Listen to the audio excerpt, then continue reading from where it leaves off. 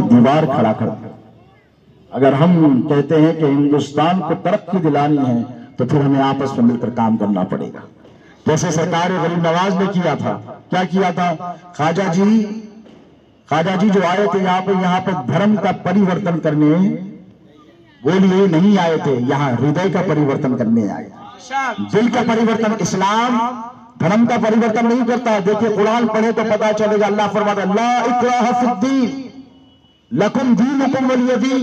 ایک جگہ فرماتا ہے there is no compulsion in Islam، اسلام میں کوئی زبردستی نہیں ہے، اور فرماتا ہے کہ تمہارا دین تم کو مبارک، ہمارا دین ہم کو مبارک۔ یہ ہے اسلام کی سچی بولیے یہ ہے سچی تعلیمات۔ اور ہمارے نبی رحمت صلی اللہ علیہ وسلم کو اللہ رب تبارک و تعالیٰ نے عالمین کے لیے رحمت بنا کر بھیجا ہے۔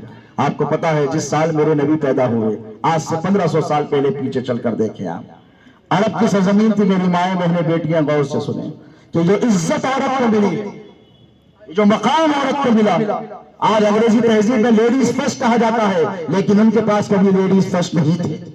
میں توجہ اور ذمہ داری سے آپ کو ایک بات کہوں گا کہ جو مقدس مقام اسلام نے عورت کو دیا، with due respect to all religions، میں ایک بات کہوں گا کہ اللہ کے رسول صلی اللہ علیہ وسلم جو تمام کائنات میں عالمین میں سب سے افضل و اعلیٰ و عرفہ ہے، انہوں نے کیا ارشاد فرمایا کہ جنت کہاں پر ہے؟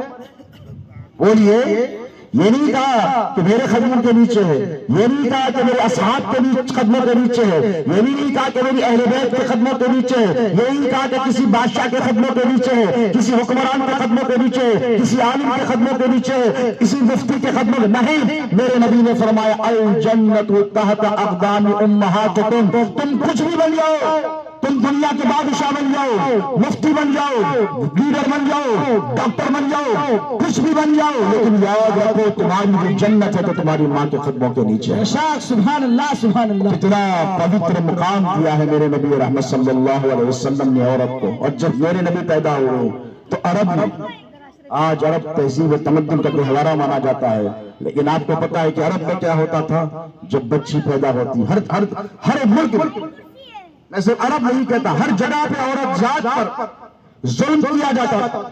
عرب کی سرزمین پر بچی پیدا ہوتی، عورت بیٹی پیدا ہوتی تو زندہ اسے دفن کر دیا جاتا، اسے بولیے زندہ اسے دفن کر دیا جاتا تھا۔ ایک صحابی رسول جنہوں نے بعد میں دہیہ قلبی روایات میں نام آتا ہے، اسلام قبول کر لیا، رسول اللہ کی بارگاہ میں ایک مرتبہ آئے اور رونے لگے، اتنا روئے کہ پوری داڑھی ان کی بھیگ گئی۔ اور یہ وہی دہیہ قلبی ہیں جن کے بارے میں آتا ہے کہ آرک اینجل جبرائیل علیہ السلام جب زمین پر آتے تو ان کی شکل اختیار کر کر آتے۔ دیکھیے ان کا پاسٹ کیسا تھا، ذرا دیکھیے آپ۔ ایک مرتبہ بیٹھے رسول اللہ کی بارگاہ میں رونے لگے، بہت رویا۔ کہا کیا ہو گیا، کیوں روتا ہے؟ تو کہا یا رسول اللہ مجھ سے بہت بڑا جرم ہوا ہے۔ تو کہا اسلام سے پہلے اللہ نے معاف کر دیا۔ تو دیکھیے میرے سے سنیے تو صحیح آپ، میں سنانا چاہتا ہوں، اپنی جرم کا اعتراف کرنا چاہتا ہوں۔ I want to confess my crime right in front of you۔ حضور نے کہا